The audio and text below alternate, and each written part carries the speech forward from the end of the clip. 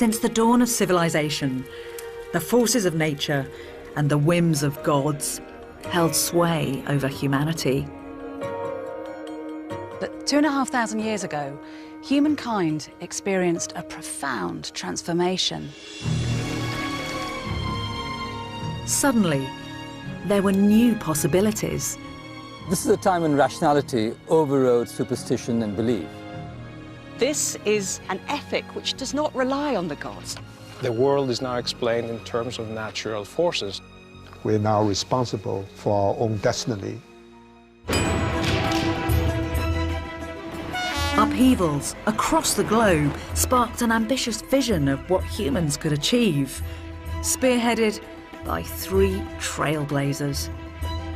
Socrates, Confucius, and the Buddha, great thinkers from the ancient world whose ideas still shape our own lives.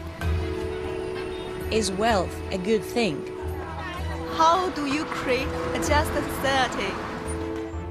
How do I live a good life? By daring to think the unthinkable, they laid the foundations of our modern world. I've always been intrigued by the fact that these men, who lived many thousands of miles apart, seemed spontaneously and within 100 years of one another to come up with such radical ideas. So what was going on? I want to investigate their revolutionary ideas, to understand what set them in motion. This time, Socrates. It's so thrilling, imagining those big new ideas could possibly be enacted there. He was the soldier whose bravery in battle was matched by the inflammatory courage of his ideas. Socrates encouraged his fellow citizens to rationally examine every aspect of their lives. Does the person who possesses knowledge in the big way know everything? You don't know? I don't know. I give up. I give up. I'm going to inhabit his world, to examine how his subversive philosophy challenged superstitious belief that had reigned for millennia, and to discover how his search for truth led to his downfall.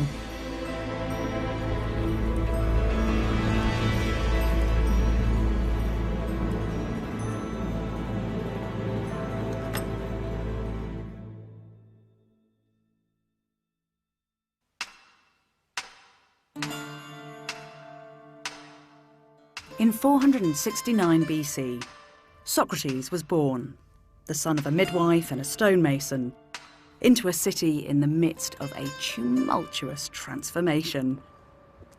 He grew up in the suburbs of Athens, at eye level with the sacred Acropolis rock. But young Socrates wouldn't have looked out over the elegant lines of the Parthenon temple, that exquisite symbol of Western civilization that still stands proud today. Instead, he'd have woken every morning to a horror: the blackened and burnt-out remains of buildings brutalized by war.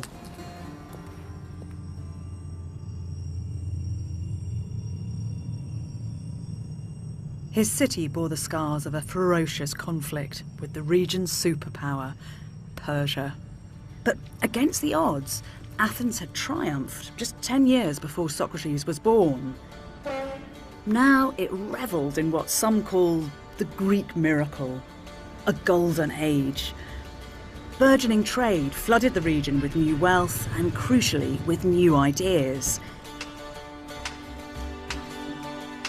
But the key ideology that would shape young Socrates' life belonged to Athens alone. Because here, around 508 BC, democracy, the power of the people, was born. Virtually overnight, all adult male citizens found they didn't just serve the state, they were the state. You cannot overemphasize how electrically exciting this must have been. Ordinary men were selected randomly at lot to hold the very highest of offices, the equivalent of being head of the Foreign Office or Home Secretary for one day.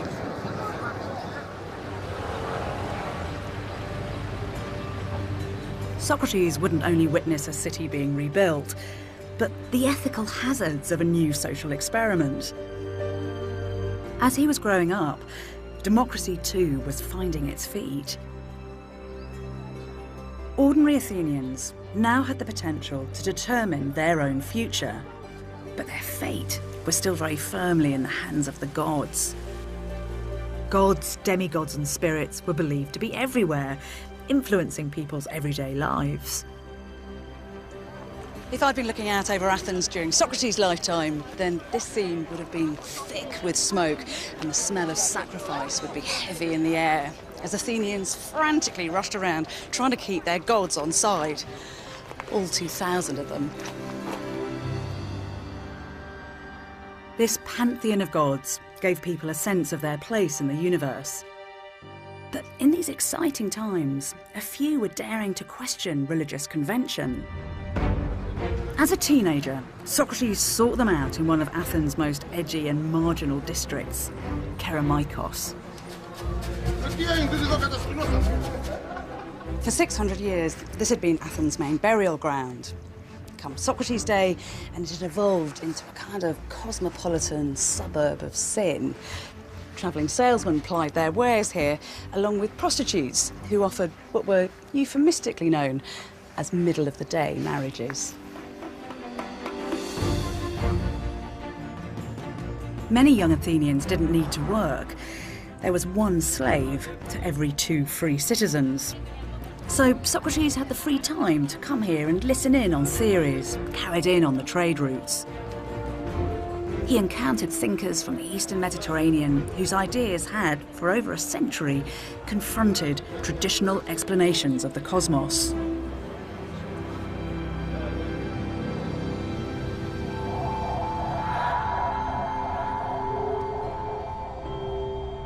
What people saw as mysterious and unfathomable, they viewed as rationally ordered and, to some degree, rationally explicable.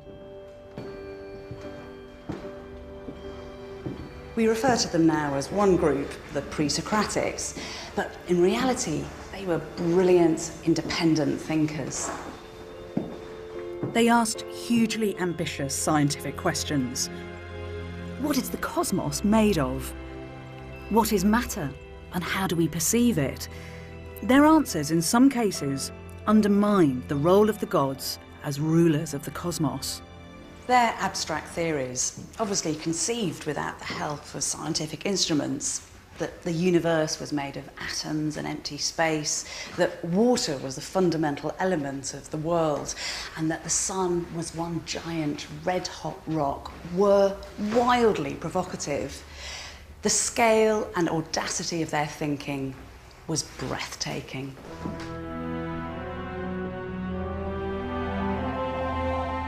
The pre-Socratics not only struck at the core of traditional belief, but their use of reason opened up a new way to look at the entirety of human experience, an approach eagerly taken up by the young Socrates. Suddenly, it's not just tradition or myth or religious hierarchies that are telling you how to make sense of your world, but rational debate, systematic thought.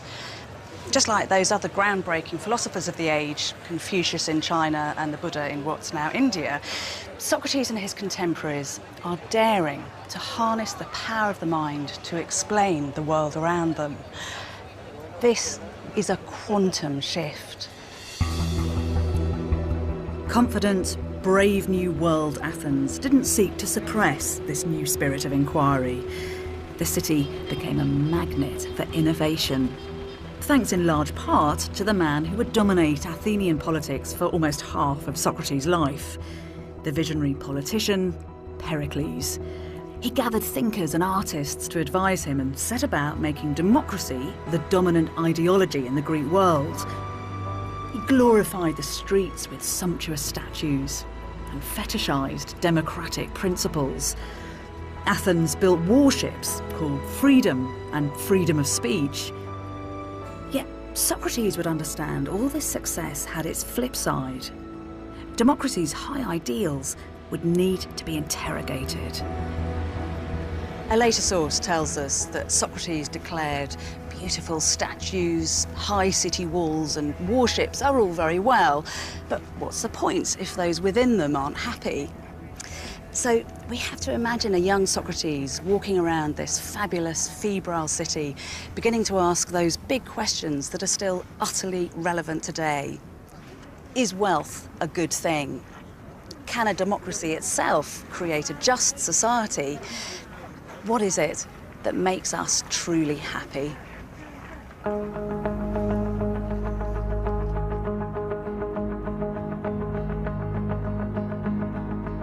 Democracy had opened a Pandora's box of new dilemmas and contradictions. As he reached adulthood, Socrates would become the one to point them out, a constant irritant, known as the gadfly of Athens, an infamous celebrity of his day. But Socrates is also an enigma, because as far as we know, he didn't write anything down, not a single line. He thought that writing was dangerous because it imprisoned knowledge. It's only thanks to contemporaries such as Plato, who may have coined the term philosopher, perhaps with Socrates in mind, that his thoughts and life story have been preserved. And what a man he seems to have been. Ironic, courageous, brilliant, wildly charismatic and utterly infuriating. Plato's compelling accounts of his life, his ideas and his dramatic death are a jewel in the canon of Western thought.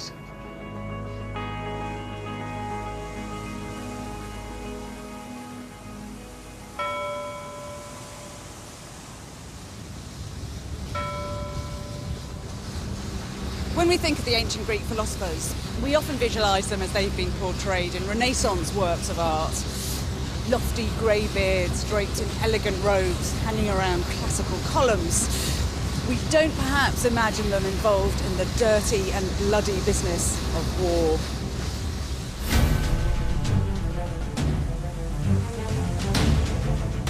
Athens' appetite for territorial expansion seems to have been sharpened by the collective will of democratic voters. Socrates, like all male Athenian citizens, was expected to fight. He was in his late 30s when he was sent here to Potidæa to help take control of this strategic city in northern Greece. It's from this time of war we get sharper textual details of Socrates' life. The man himself starts to come into focus. His vision, his physical courage, his eccentricities, and a man with something momentous on his mind. The fighting was fierce, and for 3 years the town was besieged. In desperation, locals turned to cannibalism. Yet, in amongst all these horrors and the pity of war, somehow Socrates found stillness.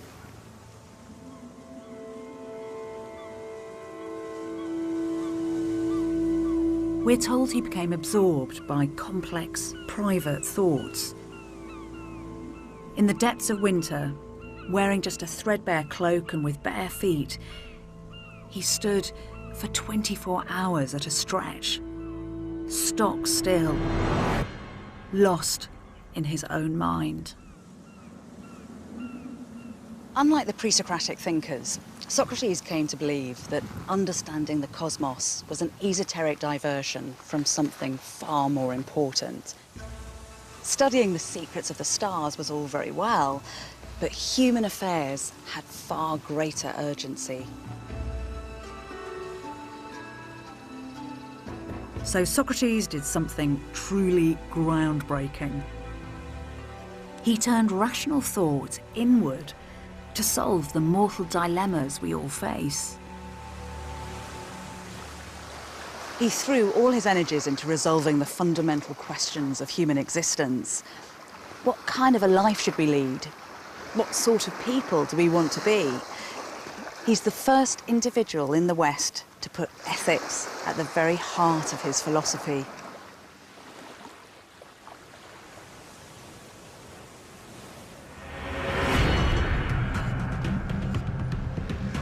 Socrates' starting point was simple. Everyone yearns for a full and flourishing life, but it wasn't to be found in the transitory pleasures and distractions of the material world. Socrates believed we can only realise our human potential when we nurture the most precious, the most permanent part of our beings, our souls. When we do right, we protect our soul. When we do wrong, we harm it. Knowing right from wrong was fundamental to every aspect of life.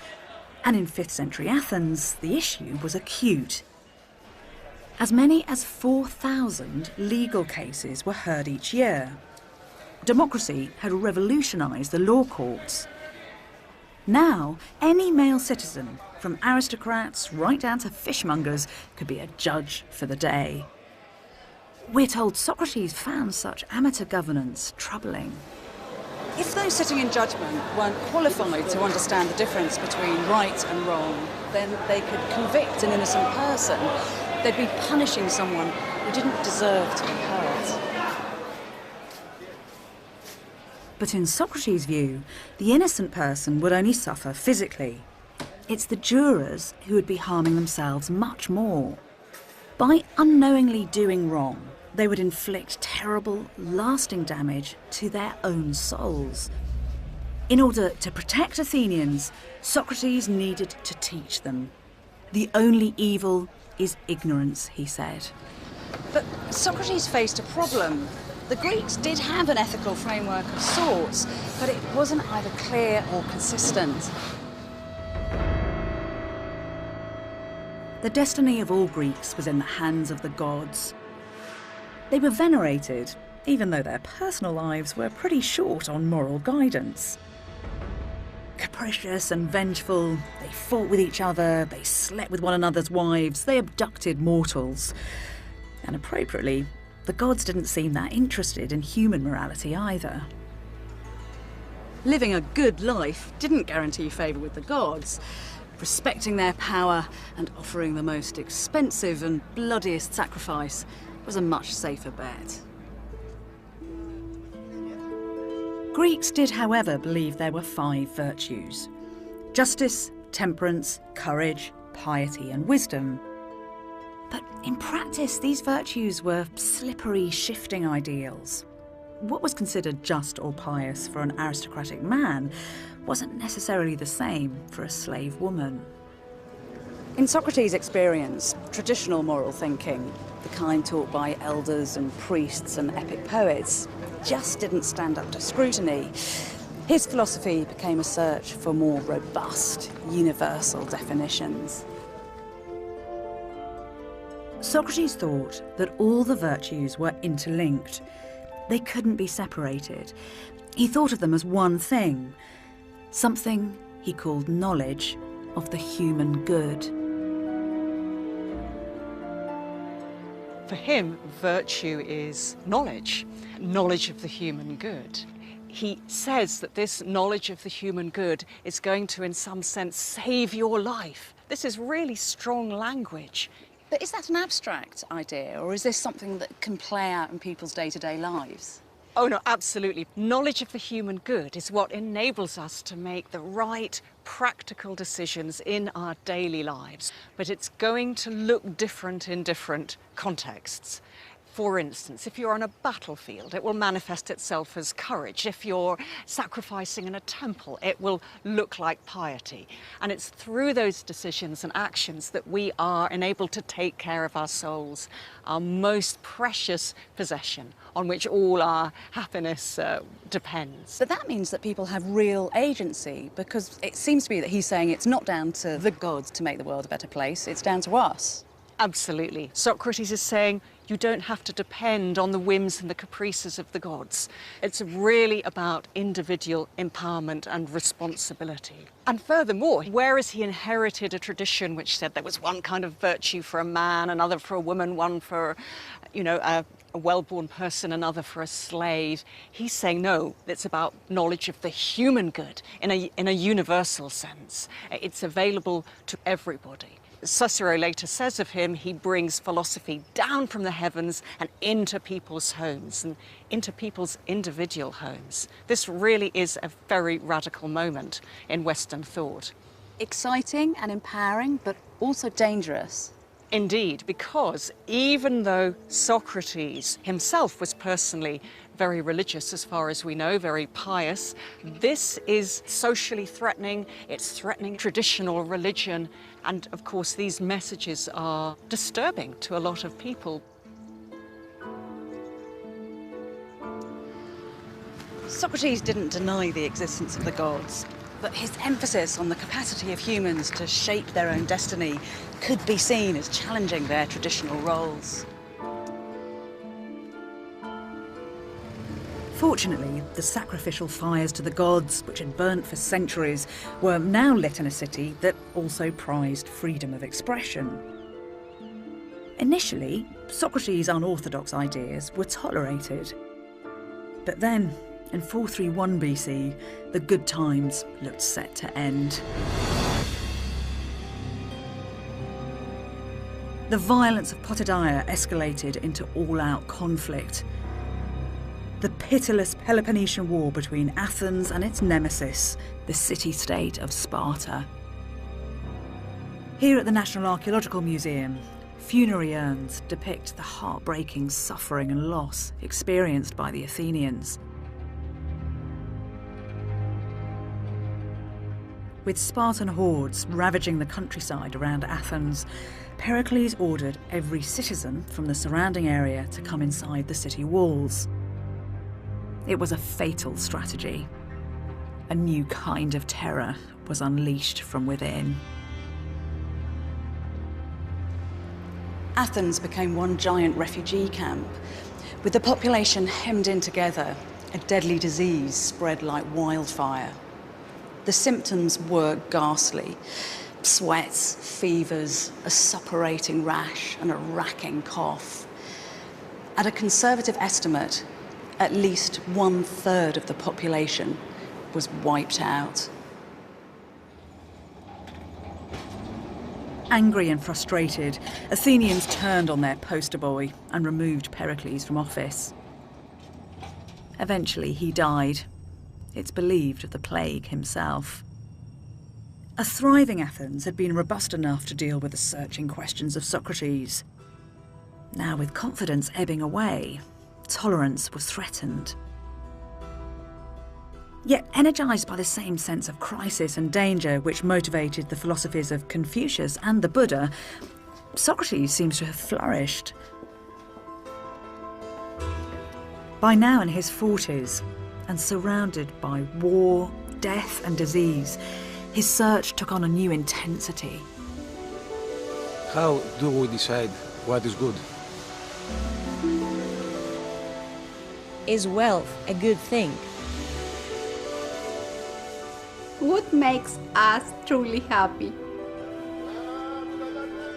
In Athens, Socrates wasn't the only one discussing big ideas with its embattled citizens.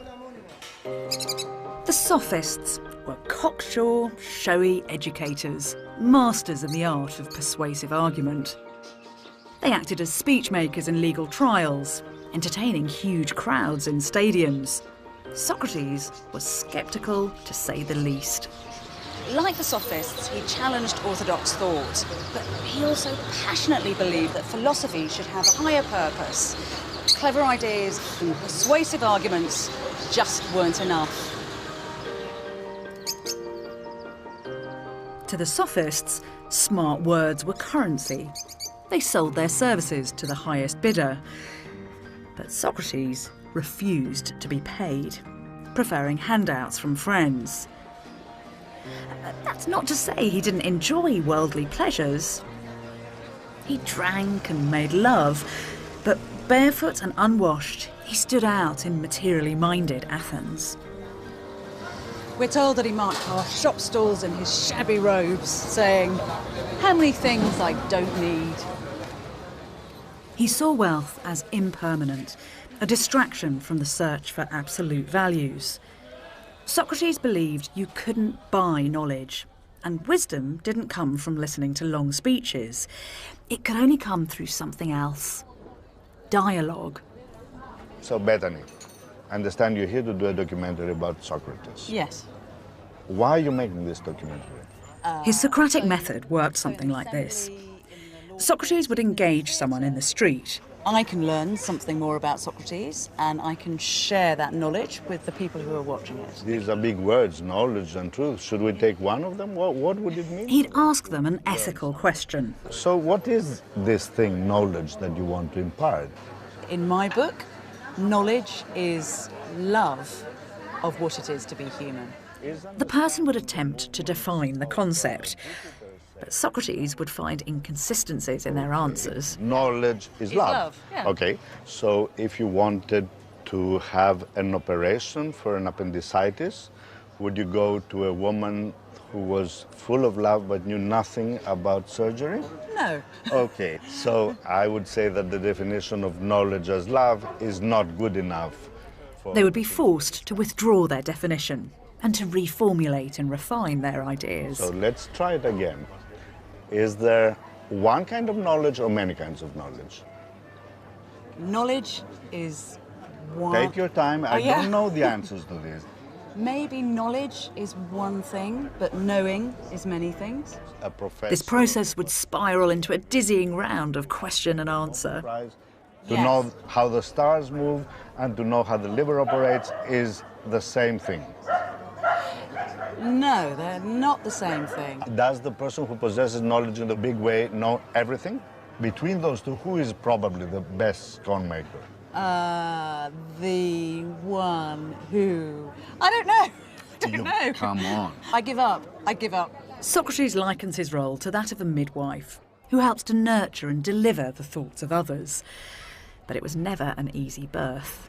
I have to say, the one thing you've proved to me is that I know nothing. No, that's me. I'm the expert at making other people know things, but I'm no good. I know nothing, and that is the only knowledge I claim for myself. That Socratic method is fascinating and stimulating, but it is also infuriating. Yes, because it's in an oral context, the way we do it, and Socrates famously believed in the supremacy of the oral over the written. And that also stirs up the emotions. Yeah.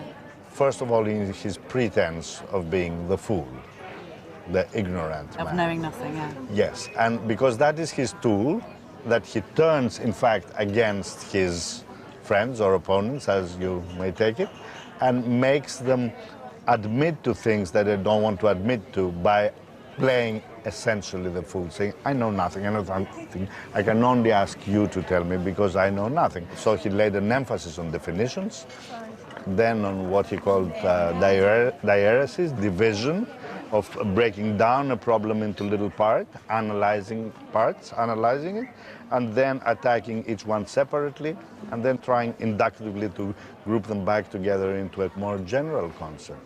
So Socrates uses that to make people become aware that things they consider simple and elementary and basic and that they know, they in fact don't know. And what about the modern world? Do you think we could have the modern world without Socratic debate, without questioning what it is to be human and what it is to be human in the world around us? Well, I think that the best way to accept, to find Socrates' place in it, is to see that the opposite of the Socratic method essentially is fanaticism and dogmatism. And in that sense, the modern world very much needs an antidote to those things at every level.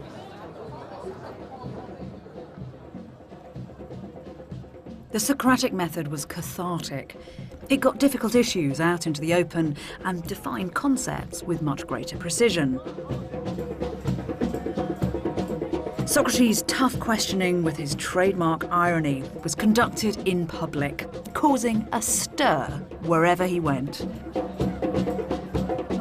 He was inviting everyone to seek knowledge of the human good, to identify fundamental truths. But people could only do this for themselves by constantly interrogating their actions and most deeply held beliefs. The unexamined life, Socrates said, is not worth living.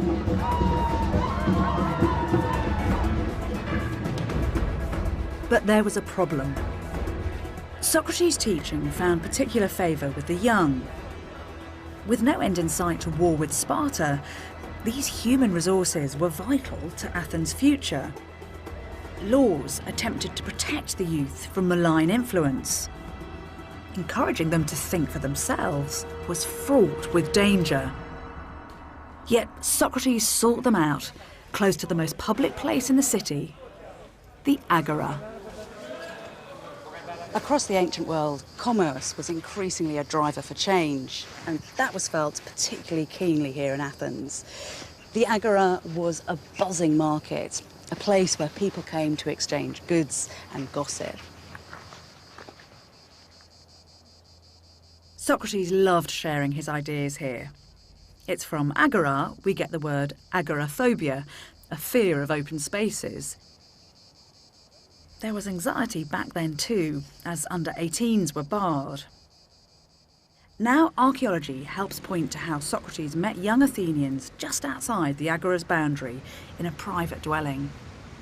So we're right on the edge of the agora space, and we're in between the public space and the private space behind us here. And this wall behind us right here is one of those private establishments. And we have a later source that mentions Socrates visiting the house of a friend of his, and we have this figure, Simon the Cobbler, and he's hosting young men. So we have the literary source, but what's nice is that during the excavations right here, they found hobnails, they found bone eyelets, and then they also found a cup. And this is the amazing bit of evidence, really, because this cup has the name Simon scratched on it. And this is a replica right here of the cup, and you can see that it does have Simonos scratched on it. It's so thrilling being here, imagining those big new ideas could possibly have been enacted there 2,500 years ago. We can say that Socrates was walking around this space, and he was probably hanging out right here in order to discuss things that might otherwise be something that might get him in trouble. I mean, it's a dangerous situation, that, potentially. So you've got this magnetic personality having these rumbustious conversations with young men and encouraging them to think for themselves. That's exactly right. This is the place where we're supposed to have freedom of thought and freedom of expression and so on in this democratic idea. But this is a place where you have to respect the gods, and you have to respect your elders, and you have to respect the laws of the city. He's questioning the gods, he's questioning the laws, so he's really putting it to the test and forcing these young guys to see things in a different way, and the city didn't really like that. Socrates was storing up trouble, especially as some of his devotees were confident young aristocrats, the city's future leaders.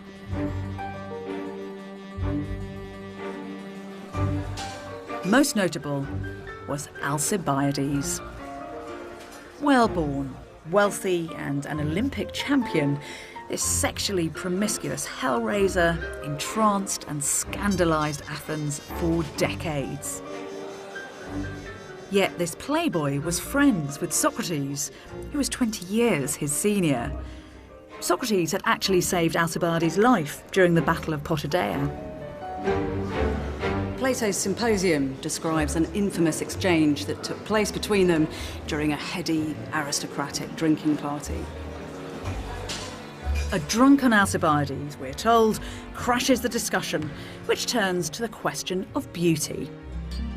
In Greek culture, Alcibiades' body beautiful would typically have been regarded as a sign of his moral beauty too.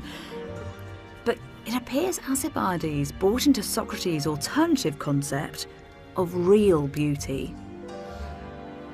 Socrates, he says, might be ugly on the outside, but he has an inner beauty that by far outshines any physical beauty, and that he, Alcibiades, loves Socrates because he is the wisest man and therefore the most beautiful.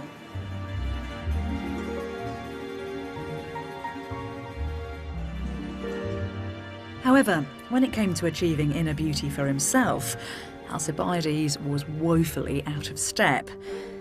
He thought his good looks could help him, but his cocky plan to seduce Socrates was rebuffed. You're plotting to get real beauty in exchange for its appearance, Socrates said. That would be gold for bronze.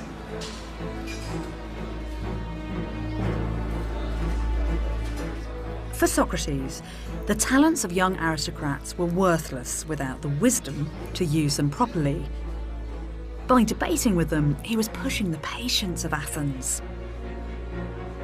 Yet Socrates didn't compromise his principles, as demonstrated in the story of the Oracle of Delphi. We're told that a friend of Socrates called Chaerephon, a rather impetuous individual from all accounts, came on pilgrimage here to this sacred site. Delphi had been a place of religious devotion for 2,000 years. Chaerephon, in time-honoured fashion, climbed the sacred way to ask a question of the god Apollo, who spoke through a priestess.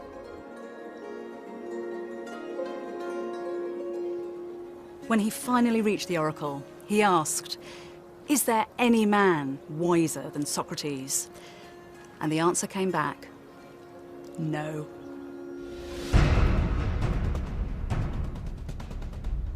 Chaerephon took the message to Socrates, who in typical manner questioned the oracle's words. Even the words of Apollo, a god, for heaven's sake, was subject to Socrates' scrutiny. He set about cross-examining people who had a reputation for wisdom or a particular kind of specialist knowledge. After questioning public officials, poets and craftsmen, he discovered that they all lacked the wisdom they claimed. Eventually, Socrates concluded that the oracle was indeed right. He was the wisest of men, but only because, as he put it, I don't pretend to know what I don't know.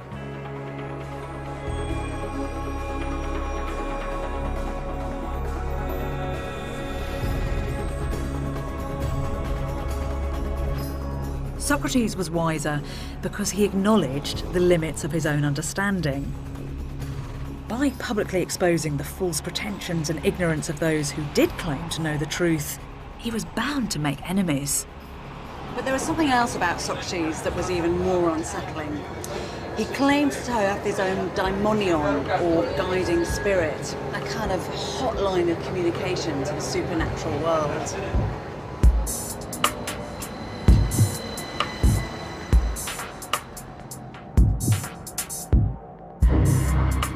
This daimonion spoke to him during trance-like episodes. It warned him from making wrong decisions. On one occasion, it advised against entering public politics.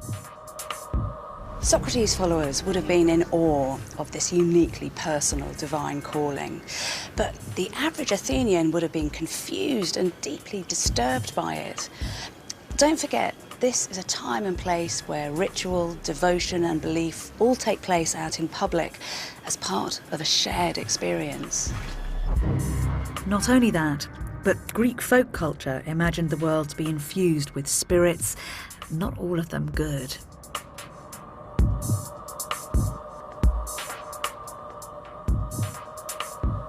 Socrates' unorthodox private spirituality could easily be confused with a darker, more troubling kind of magic. Some muttered that he was a sorcerer. In this super-religious culture, the philosopher was laying himself open to scandal. False rumours and innuendo would culminate on a very public stage, fostering the kind of misinformation that would ultimately spell disaster for Socrates.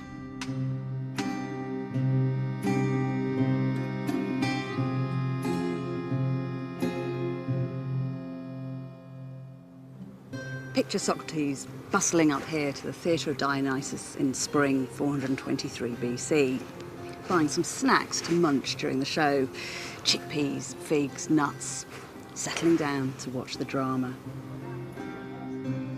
He's here to watch a new comedy called Clouds by the young buck of Athenian theatre, Aristophanes, only 22 and eager to make his mark. By now a big character in the city, Socrates is considered fair game, and he's parodied pretty mercilessly. He's portrayed as a ludicrous figure, the head of a ridiculous school called the Think Shop. What's that up in the air in a basket? That's Socrates. Oh, Socrates! Socrates! Could you please tell me what you're doing up there? Walking on air. Circumcogitating the sun. Socrates' character was merged with other intellectuals who were arousing popular suspicion. The devious sophists, who undermined society by making the weak argument defeat the stronger, and the pre-Socratics, who in some cases displaced the preeminence of the gods with their science. We're told that Socrates actually came to the theatre to watch Aristophanes' Clouds. What could it have felt like to see himself portrayed in that way? I think he must have been amused. There's this anecdote of Socrates actually standing up in the seats of the theatre so that those who didn't know him knew who he was and what he looked like as his character was being ridiculed on stage. So I think Socrates was detached from all these standard norms of society, and I think it's possible that he might have enjoyed that. Yeah. On the face of it, this is all very amusing, but do you think that Socrates should be worried by the way that Aristophanes is choosing to portray him? In hindsight, I think he should have been worried. The core of democracy, the principle of democracy is that the citizens be educated. If you don't have educated citizens, democracy does not work. The theater was a major tool for educating the Athenian citizens, and the memory of that portrayal would have remained for decades to come, as a whole generation of Athenians would have been exposed to it. It's the ancient equivalent of trial by media. It is, in 5th century Athens, yeah. She's going to strike me again. Of course. Using the unjust logic, I'm convinced I can prove the necessity for it. If you do, you can take yourself off to the bottomless pit. You and your newfangled logic, and Socrates too.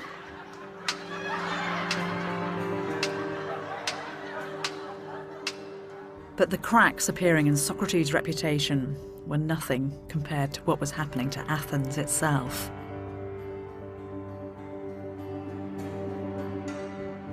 As the war with Sparta dragged on, people questioned the success of the democratic experiment. At the heart of the uncertainty was Socrates' close friend Alcibiades. He'd been chosen to lead an expedition against Sicily in 415 BC, the largest in Athens' military history. But one night, before they set sail, someone stalked through Athens' streets, mutilating statues of the protector god Hermes. The rumour spread that Alcibiades and his aristocratic friends were the vandals, part of a plot to bring down democracy. Back in Athens, rumour escalated to outrage, and Alcibiades was ordered home to face trial on charges of sacrilege. But then, en route, he vanished, and where he reappeared shocked everyone. He turned up a traitor in the bosom of Athens' greatest enemy, Sparta.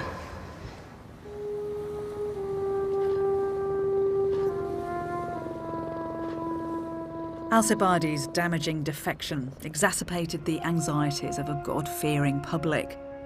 They needed a scapegoat, and Socrates was tainted by association. But he seems unconcerned, doggedly pursuing the knowledge of right from wrong above all else. So when the philosopher unexpectedly entered public life in his 60s, he was on a collision course with Athens.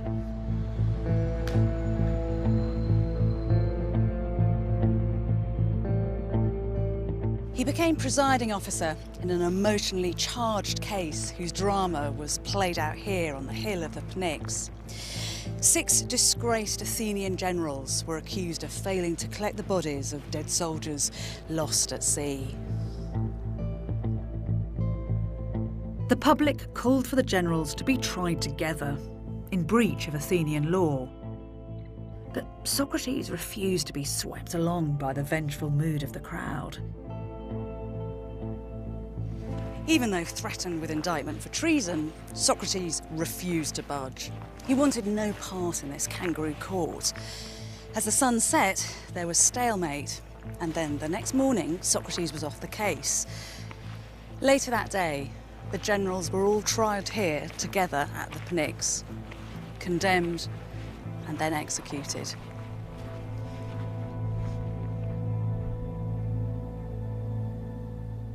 To me, this case embodies one of the most important ideas that Socrates has been developing all his adult life, which is that one should never take revenge. And in this, he's completely turning on its head one of the foundational tenets of traditional Greek morality, which said that you should help your friends and harm your enemies.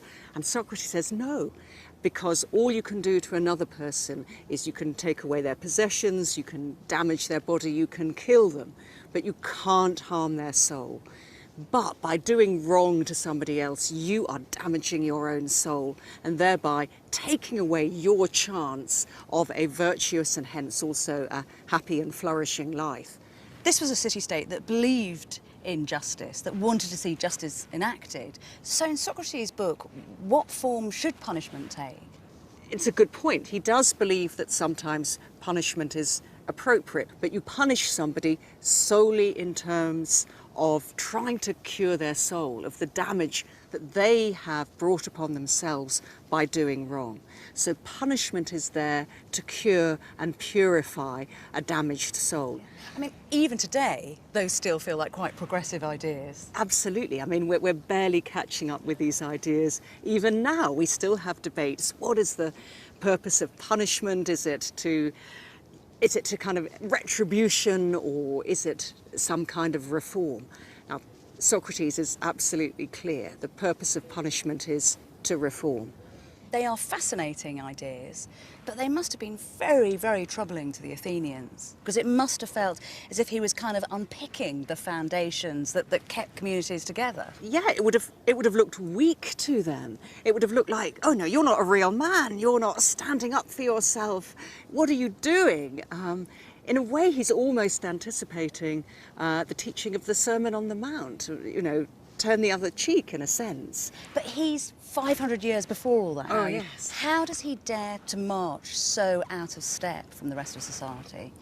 Because I think he absolutely believes that nobody else can harm his soul, but if he takes part in the illegal actions that he was invited to take part in, then he will be absolutely damaging his own soul and taking away his chance of a happy and flourishing life. In the name of wisdom and truth, Socrates was prepared to stick his head dangerously high above the parapet. Interestingly, it's a quality that he shares with both Confucius and the Buddha. For all three philosophers, personal comfort and personal security came a poor second to principle. And in the case of Socrates, having the courage of his convictions would prove to be a matter of life or death.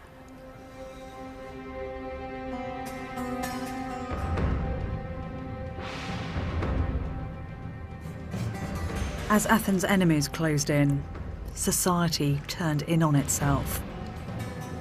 Freedom was a luxury it could no longer afford.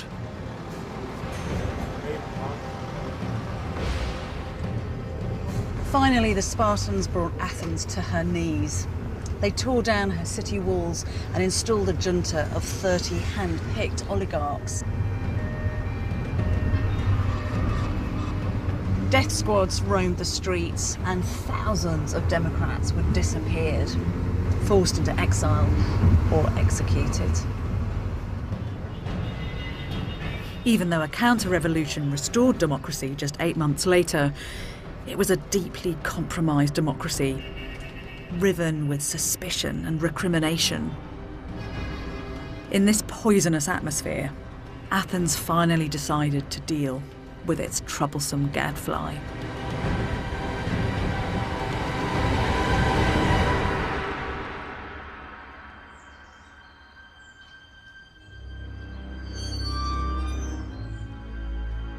In 399 BC, at the age of 70, Socrates was back in court. This time, he was on trial. The accusations against him were read out here in the Agora, close to this oath stone. The first charge was impiety, denying the gods and introducing new ones. The second, that he'd corrupted the young. Both could carry the heaviest penalty: execution.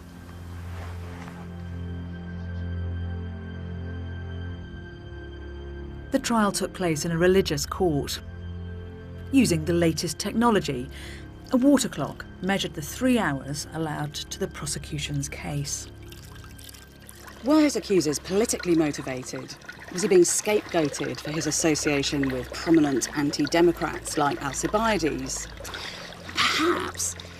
But then he'd set about to open the minds of the young, and with his goading questions to challenge the status quo.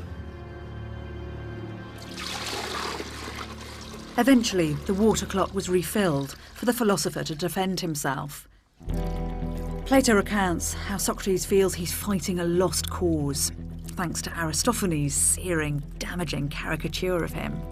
How mad I was, how mad to swap the gods for Socrates. It's not my crimes that will convict me, he said, but rumour and gossip. I can't possibly defend myself. It's like boxing with shadows. You will persuade yourselves that I'm guilty. Yet, in typical style, Socrates uses his defence to sting his fellow Athenians from their moral slumber. It is a brilliant, audacious speech, but it's also provocative and arrogant, and the jurors don't like it one bit. The city that once fetishised freedom and freedom of speech could not tolerate freedom to offend.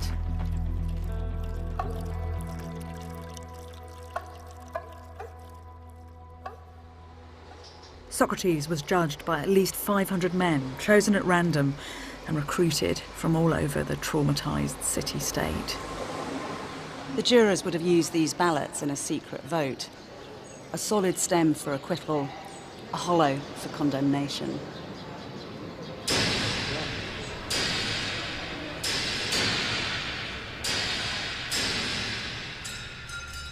Found guilty, a second vote is held to determine his punishment. Socrates has the chance to avoid execution by proposing a lesser alternative, typically a fine or exile. Instead, by speaking freely, democratically, he seems to invite martyrdom. He declares that he's lived his life for the benefit of the city. He deserves reward, not retribution. He suggests dinner in perpetuity at the citizens' expense. Socrates' irony loses him more support in the second vote. It seems he takes the news philosophically. The jury couldn't harm his soul, but they had harmed their own. Now I go to die and you to live. God only knows which is the better journey.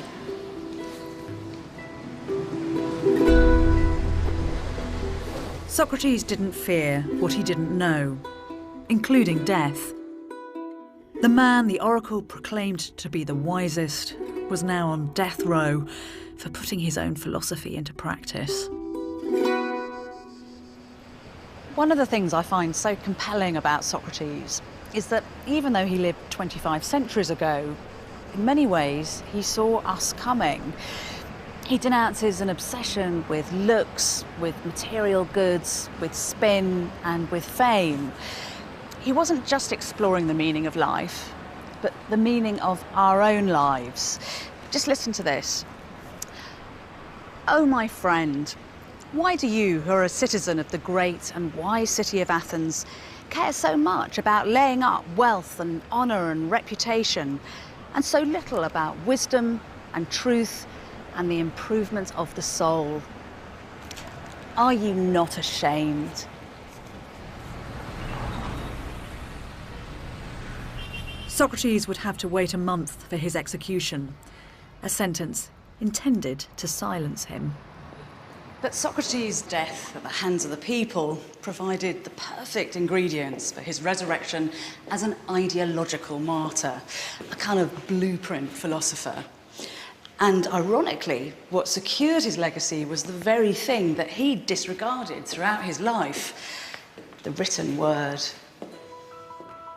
His supporters wrote detailed accounts of his extraordinary life, immortalising his ideas and his spirit. Through their words, his game-changing, history-making voice endures. Still asking those probing, universal questions, which even today are at the heart of our value systems. What makes us good? What is justice? How can we be happy? Socrates was the inspiration for Plato and Aristotle, two giants of philosophy whose ideas would shape Western and Eastern civilization up until today. Following Socrates' death, Plato abandoned his political ambitions in disgust and set up his academy, which would continue as a centre of learning for close on 1,000 years. This building is Athens' modern academy, and it's just a couple of miles from the original, and it's part of a network of academic institutions right across the globe, inspired by that Athenian example.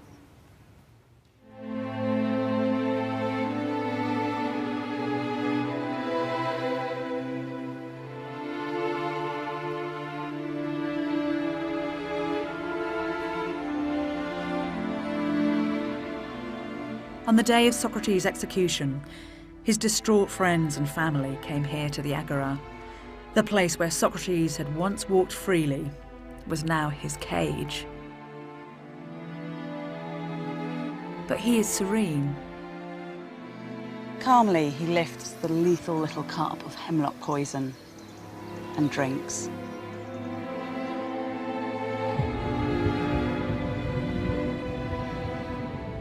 We're told that Socrates' last words, as the lethal hemlock took effect, were, "Crito, we owe a cop to Asclepius." With this cryptic message, even on the brink of death, he kept his followers and future scholars guessing. Was he proving himself pious by invoking one of the city's deities? Or was he ironically giving thanks to the god of healing for relieving him of the sickness of existence? Socrates might have been infuriating, but his tenacious questioning of what it means to be human still has absolute resonance. By stating that the ultimate evil is ignorance and that a good life is within our reach, he challenges us all never to be thoughtless. The unexamined life is not worth living. With his head covered, no one saw the final moment when Socrates' precious soul slipped from that ugly, satirical, unforgettable face.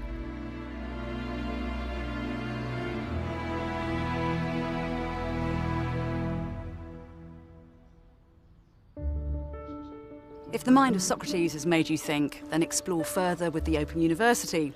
To discover how great minds have influenced our thinking today, follow the address on the screen and then the links to the Open University. Next time, I investigate the gentleman philosopher Confucius. His attempts to influence the rulers of his day ended in failure. Yet his vision of harmonious society inspired by the sage kings of the past would eventually shape one of the world's greatest civilizations.